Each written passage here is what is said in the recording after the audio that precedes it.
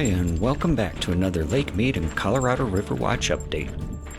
With water levels rising in the west, talks over conservation and usage have been drying up lately. As we officially start the summer solstice, let's take a look at how far our major reservoirs have come in just one short year.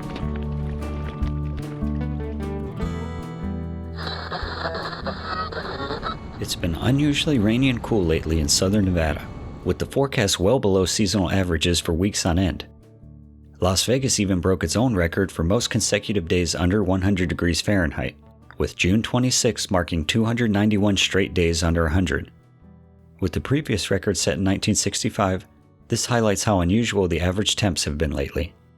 It looks like El Niño that we touched on last update has indeed arrived, bringing a shift to cooler wet weather throughout the entire southwest U.S. And though the increased precipitation throughout June will not affect the lake level nearly as much as the lingering snow melt from winter, the moisture and cooler temps in the region are doing their small part to help maintain the lake level and to slow the evaporative losses from the heat of summer, which would usually average well over 100 degrees Fahrenheit by this time. Let's take a look at how this culmination of El Niño and our strong winter is now settling downstream in the reservoirs.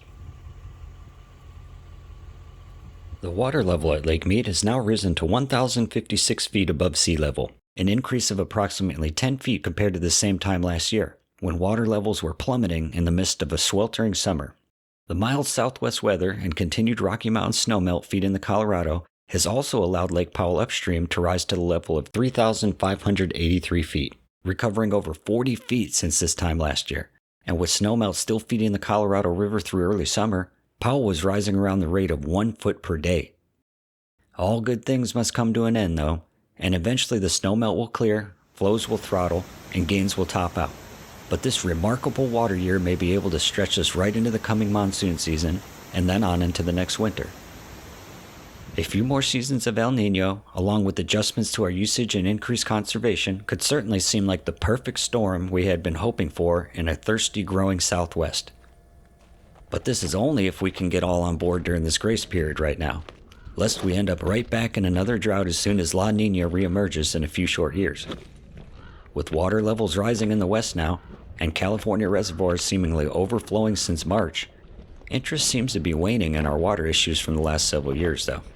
In fact, since we announced the tentative River Compact agreement in April, there hasn't been much of any news, updates, or reporting on the issue anymore. It seems all the water players now are content waiting on further decisions and guidance from the federal government. Perhaps everyone, from water managers to residents, are simply tired of arguing over water, and now that we have an abundance of it, the issue seems to be memory holed into an out-of-sight, out-of-mind situation from years past. From my perspective, it seems like we will see little more action on the usage rules until 2026, as everything until then would be voluntary. And as we saw in the last update with the federal drought relief payments, there is now little to no reward for the states to voluntarily conserve water at this point. With lack of action around the River Compact lately, we're going to take a look at some local stories around Lake Mead today in the Basin bin. So let's jump right in.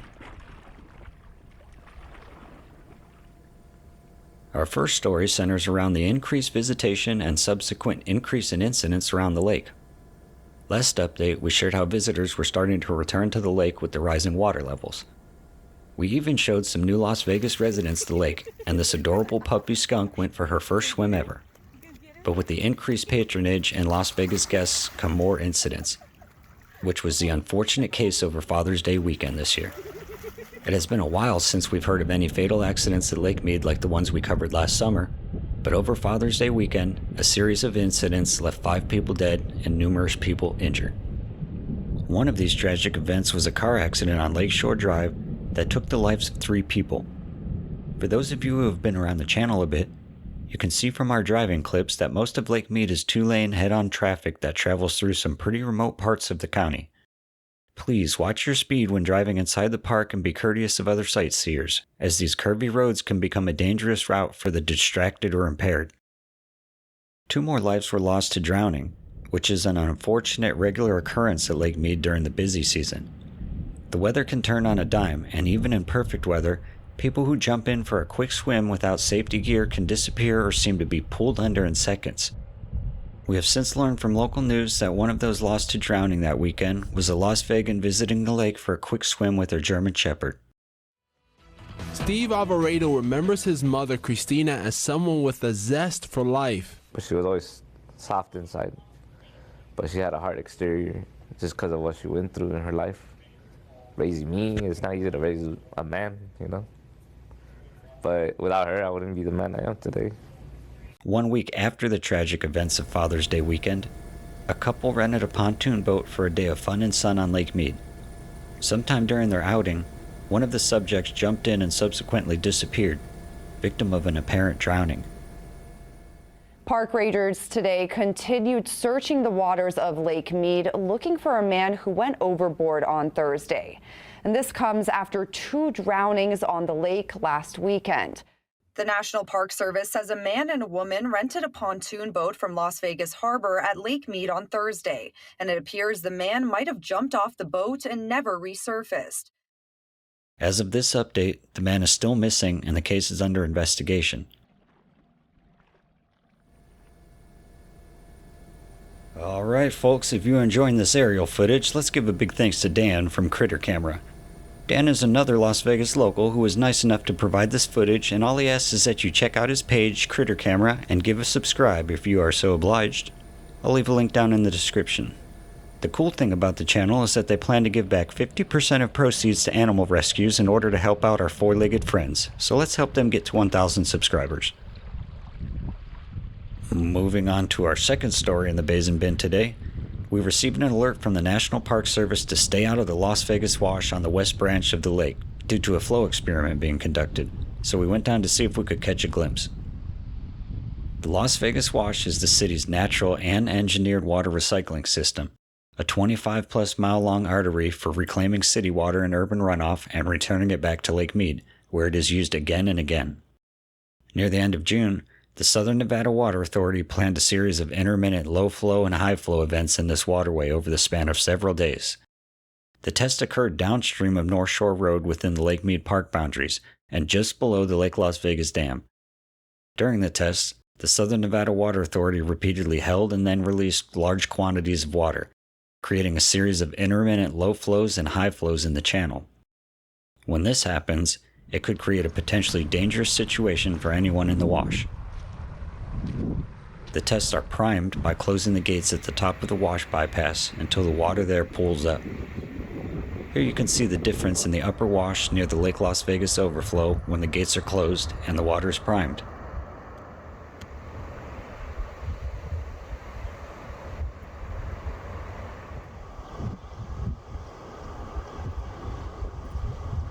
Once the desired amount of water is pulled, the gates are opened and the rush of water flows down through the bypass and out into the wash below. From there, the overflow travels down through the park, past the now dry Las Vegas Bay, and back out into Lake Mead.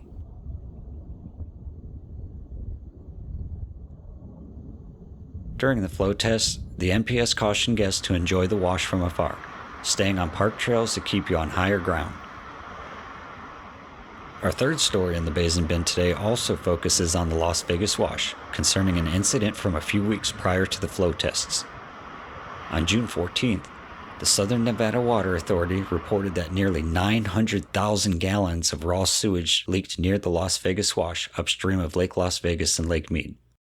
The leak originated from a manhole cover near the Whitney Lift Station, a low point in the Las Vegas Wash behind Sam Boyd Stadium. 8 News Now investigators learning something failed at this facility late last week, leaving about 900,000 gallons of untreated sewage seeping up and pooling right in this area, as you see from our drone.